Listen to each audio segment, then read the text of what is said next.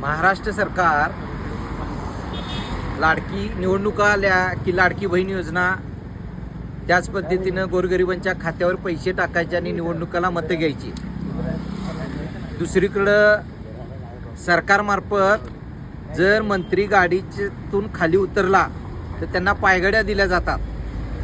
मात्र याच राज्यातील मुलं महाराष्ट्रातील कानाकोपऱ्यातून आलेली आहेत. ती मात्र आज फुटपाथवर झोपलेली आहेत, रस्त्याच्या कडेला झोपलेली आहेत. आज त्यांना खायची सोय नाही, जेवणाची खूप सोय नाही आहे.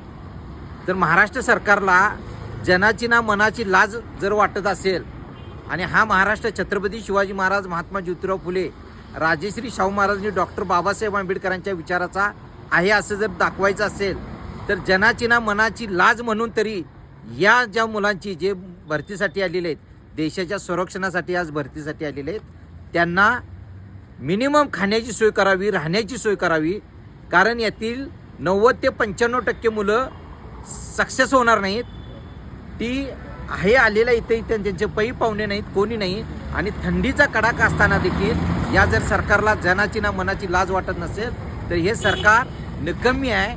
या सरकारनं नुसत्या मताचा विचार न करता लाडके बहिणीला जसे पैसे तुम्ही देताय मतासाठी, त्याऐवजी या मुलांची खरोखर सोय करावी अशी मी ब्लॅक पॅन्थर पक्षाच्या वतीनं मागणी करतो आणि या सरकारचा जाहीर निषेध करतो. भ्रष्टाचार, करोडो रुपयाचा भ्रष्टाचार करतात, मात्र गोरगरिबांच्या पोरांची सोय करत नाहीत.